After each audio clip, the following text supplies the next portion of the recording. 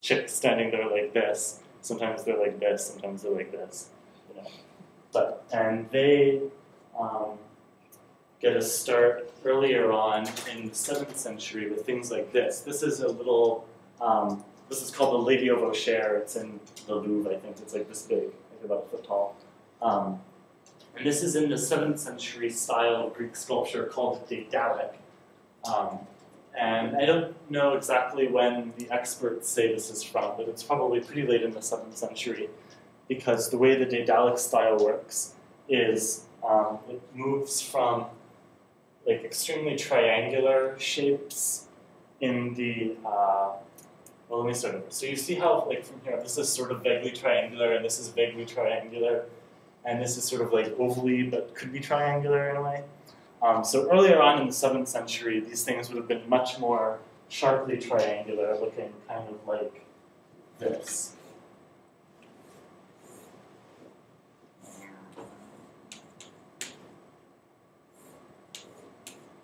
More like that, you know.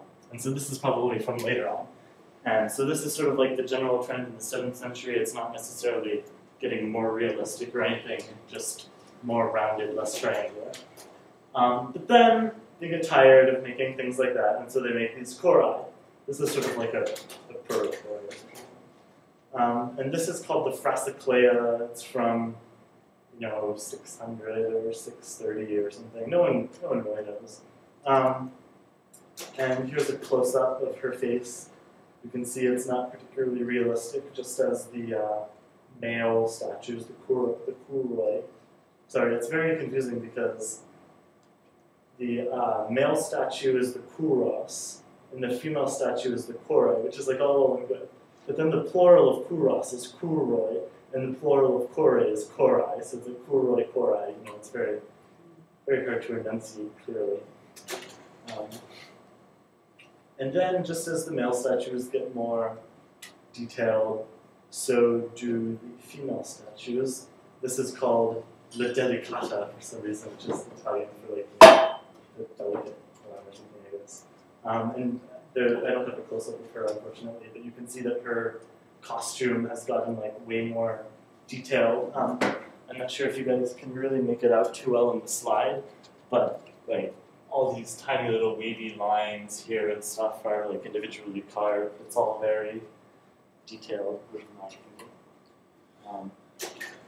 And then, of course, you know, just as male statuary carries on until you get stuff like the Laocoon group, so female statuary gets more and more detailed and overblown until you get things like this, which I'm sure you all know, the Nike of Samothrace, or the Aphrodite of Milos, also known as the Venus de Milo,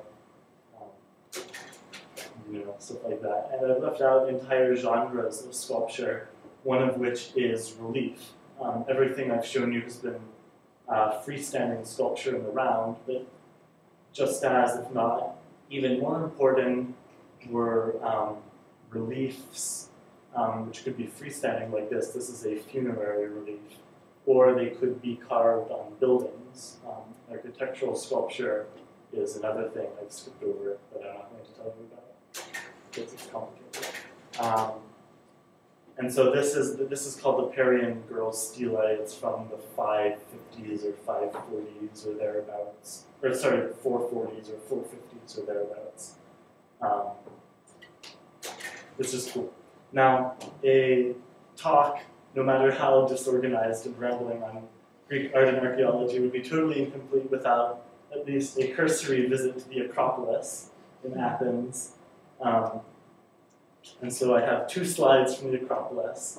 This is the Erechtheion, which is the temple of Athena, Polias, and Poseidon Erechtheus. And the fact of the matter is that we know almost jack shit about this thing. It was built probably in like the 420s and 410s and finished in the early part of the last decade of the 5th century, so like around 408, 405, just before Athens was finished losing the Peloponnesian War.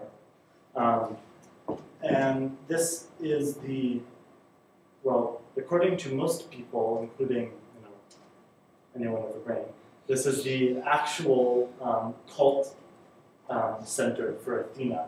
So the Acropolis is sort of in the classical period. The Acropolis is the sacred space of Athens.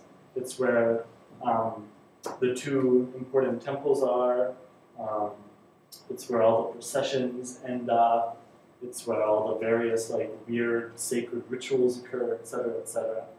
And the Erechtheion is the real temple on the Acropolis, the Temple of Athena, where her ancient cult statue lived, etc., etc. Now, more famous is the Parthenon, which, interestingly enough, isn't really a temple in the sense that there's no cult, there's no altar, there's no evidence at all, really, of any ritual activity ever taking place in the Parthenon in classical times, anyway. And so what is it then? Well, it's really a big treasury for storing Athens' pretty gold, shiny stuff. And one thing that tells us this is the ground plan of the temple. And I'll go to the light so you can actually see this. But basically, a typical Greek Doric temple on the mainland looks kind of like this. This is the ground plan I'm drawing here. And there are columns all around, usually 6 or so. And then, this is nowhere.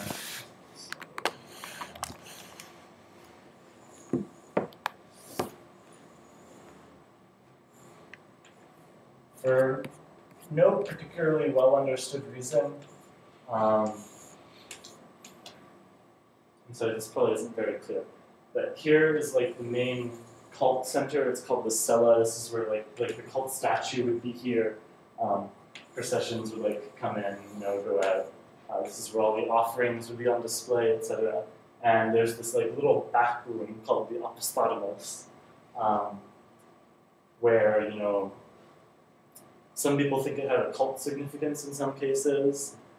We don't really actually have any idea. But in the Parthenon, the layout is more like this. Here's the colonnade, blah, blah, blah. Here's the ground plan. It's got a huge freaking Opisthotomos. And the reason is because dear old Athena had lots of treasures to store there, and so they needed a big room to keep it in. And actually, the name of the temple, the Parthenon, as far as we can tell, was only ever applied to this back room, which sort of gives it a interesting new meaning, because Parthenos means maiden, so it's untouched, undefiled. This is where Athens keeps its gold, and you're not getting in there, keeping it locked down the way women do. So, all facetiousness aside, the Parthenon obviously has the form of a temple, and, I think it's probably wrong to go too far in the Parthenon wasn't a temple kind of direction, but at the same time, we do have to consider stuff like this, and the fact that there was no altar in front of it ever, nor is there any record of any cult of Athena Parthenos, or anything like that.